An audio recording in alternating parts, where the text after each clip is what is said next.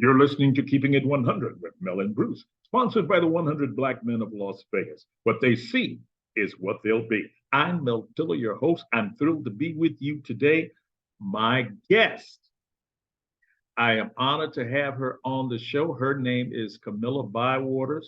She is one of the heroes in our community. She does so much for our children. She does so much for our community. And she is running for the office of school board. Kamilah Bywaters, welcome to the show. How are you doing this morning? I'm doing well. Thank you so much for inviting me today. I really just feel honored and privileged to just have this space and time to talk to you and your listeners, our community, about some of the great things that I have in store for my candidacy. So thank you so much for the invitation. I appreciate it. Listen, we're always honored when you grace us with your presence. You do Oh, thank so you. much. Yeah, you do so much in the community. We greatly appreciate you. So now let's talk about your candidacy. Tell us Sure. exactly what you're running for, what district, all of the details. Awesome. Yes. So again, listeners, I'm Kamilah Bywaters, and I've decided to put my name in the hat for the Board of School Trustees for District E. And the District E area is Summerlin, some of Spring Valley, and out towards Blue Diamond. And it's a great area, and I really look forward to continuing to connect with the community and learning more about the community, learning about the students' needs and the teachers' needs, so that we can have a successful upcoming continued school year. Okay. I don't think it would be a stretch to say that this school board has been dysfunctional. Yeah. Why do you think you can help to bring some functionality to this school board? Why are you running? Absolutely. That's a great question. Thank you so much. Why me? I have thought about that since the course of my life. I've always been a public servant. When my father was living, he passed away about 3 years ago. He instilled in me the spirit of service. My dad was a longtime retired teacher at Rancho High School, and that's actually where I attended. I attended school with my dad. So yeah, it was great. That He was must have been a always, lot of fun. yes, he was always peeking through the classroom doors, keeping me on my P's and Q's. But my love and service for education was instilled in me by my dad.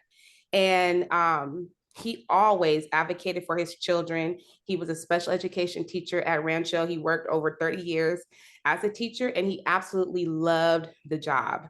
And I believe that I'm positioned now to serve the community in this capacity. It is a core value of mine. It has been a core value of mine to not just pop up one day and say, hey, I'm ready to be a trustee. As you know, Mr. Tiller, I have dedicated a lot of my time to servicing the community in the educational space. Yes. The work that I do through LIVAPSI has been like the ground and the framework for where I've been able to accomplish a lot of the advocacy. People may not know, but LIVAPSI started in 1989, and it's been up and down. But Tracy Lewis, Vice President, and we reorganized the organization in 2010, and then we reorganized again in 2020. So my work in education did not just start. It's been years in the making. And again, I mentioned that a core value of mine is to ensure that people are able to see what I can accomplish before I say, hey, I'm going to run for office. And I do feel that now this is the time for me, because I have positioned myself to be prepared in this space. I've done political preparation and training to prepare me for this space. I'm currently working on my PhD in education, specifically special education. So I'm constantly researching what is going on in education. I understand educational processes. I understand student achievement and ways to help to improve our student achievement. And, I feel now that I'm in a place of I'm prepared to take on the task and the challenge. Education is not a simple task. It is very complex. because we know that we have students at different levels, different age levels, different achievement levels, and it is very complex to bring about successful change. But I've prepared myself to enter into this space and to contribute to the successful implementation of strategies that will be able to move our district forward. And I believe that my voice on the board would be a critical voice. I'm not afraid to hold our leaders accountable. If the community has seen me To as say the least, to say the yeah, least. if if the community has seen me at school board meetings, I ask the tough questions. You know, why are we seeing the numbers that we're seeing with our students' achievement?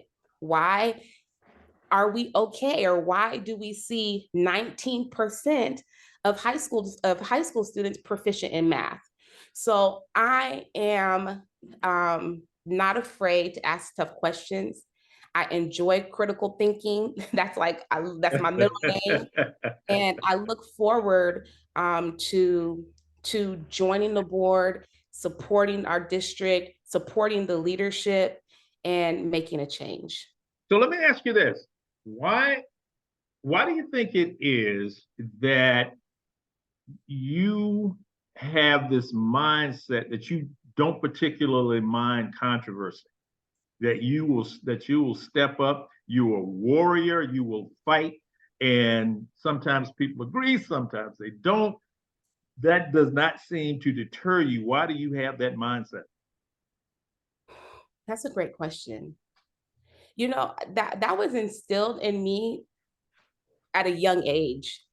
My dad used to always get on me like, Kamilah, you have to remember that everyone's not your friend. You have to remember that you always have to be one step ahead.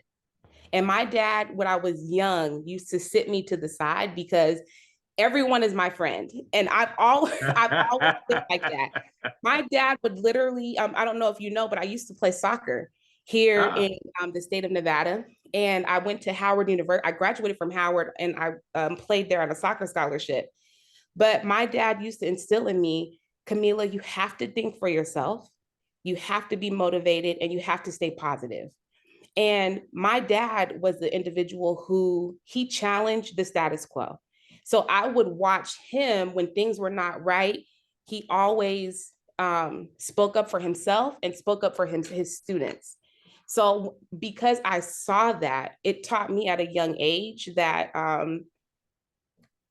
that I have to always be thinking and always learn.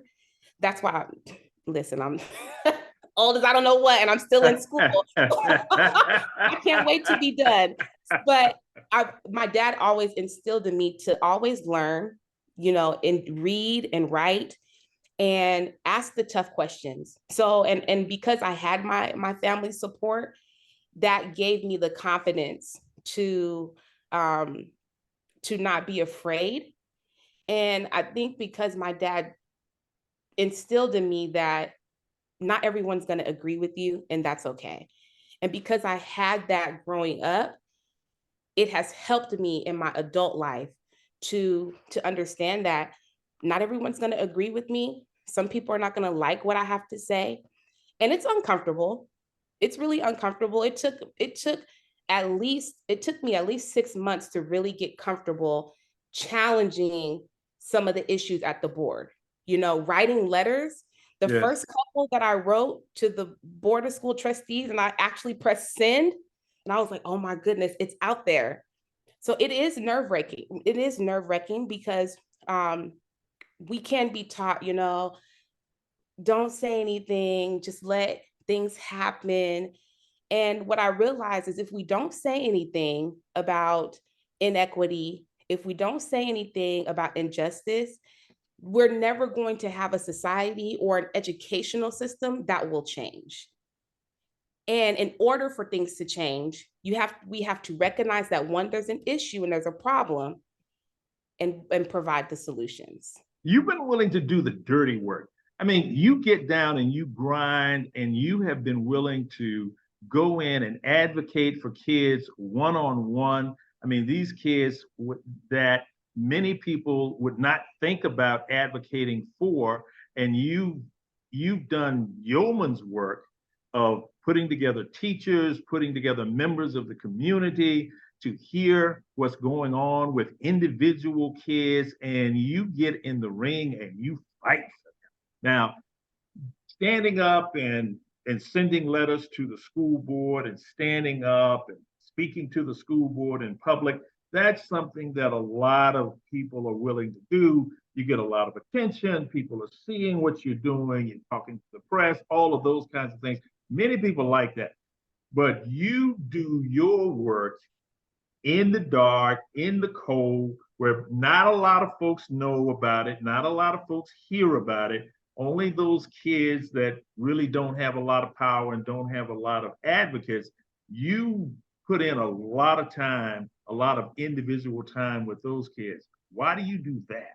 I do. And thank you for bringing that up, because those who do see me at school board meetings or in the community, just in community with people, they don't see that I actually also I go to schools with families.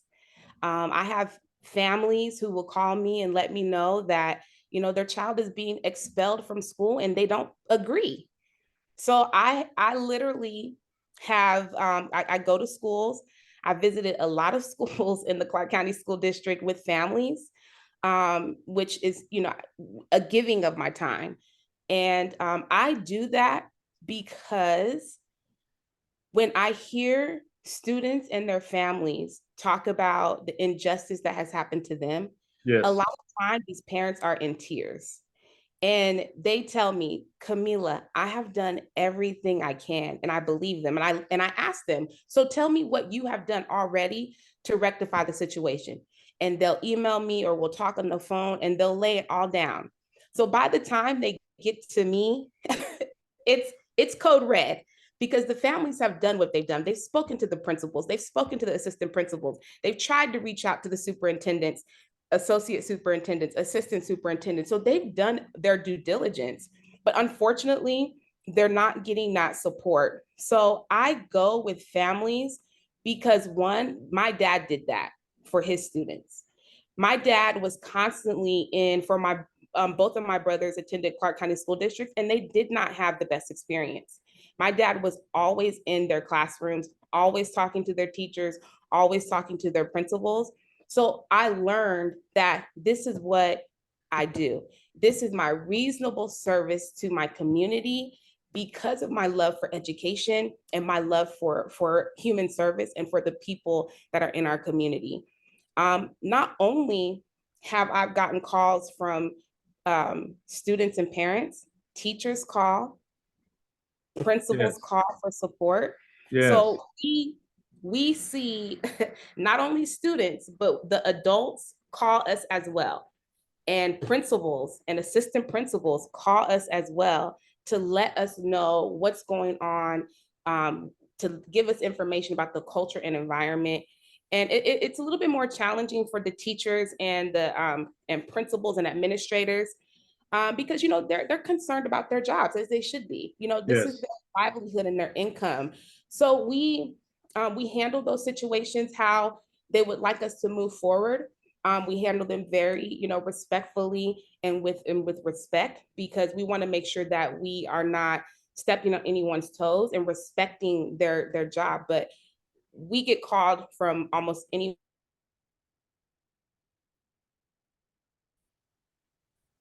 I admire you. I admire the work that you do.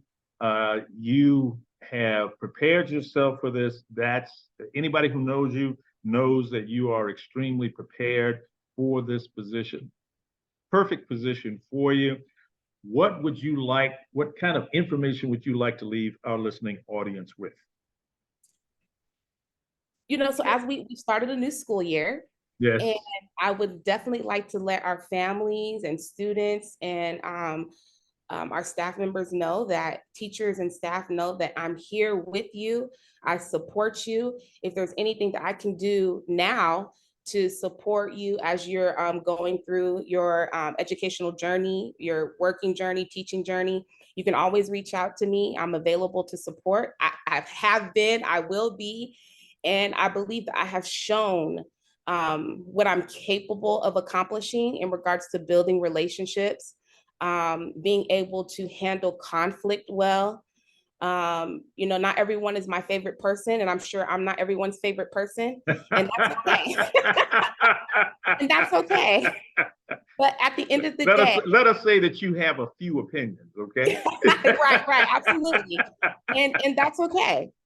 We're not always going to agree. But we have to find the middle ground so that we can do what's best for students.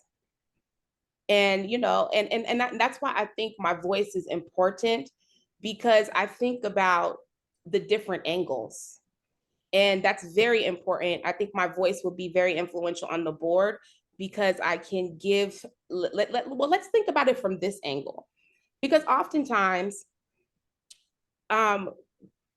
I may not think about walking in someone else's shoes. Yes. So that person says, hey, Kamilah, have you thought about this from maybe my perspective? And I think that's what I can bring to the board, and to the listeners. You know, please, if you're able to support and volunteer, please reach out to me. Or if you need my support, I'm available now to support. For those people who would like to speak with you, contact you, how do they do that? Absolutely. So my website should be up and running this week. And my website is KamilahForNevadans.com. And that's my first name, the number 4, Nevadans.com. You can call or text me at 725-500-2111. And I'm on social media. All my social media handles are the same. So it's Kamilah Bywaters. And you can reach me that way. Please spell your first and last name for us. Sure. My first name is spelled Kamilah, and my last name is spelled Bywaters. Ladies and gentlemen, you've heard it here. Miss Kamilah Bywaters, she's running for the school board, and I'm telling you, she is prepared. We've seen her work in the community for years, and she does the dirty work, the grinding work. She sparkles in the light. You've heard it here, Keeping It 100 with Mel and Bruce, sponsored by the 100 Black Men of Las Vegas. What they see is what they'll be. I'm Mel Tiller, your host, and that's Keeping It 100.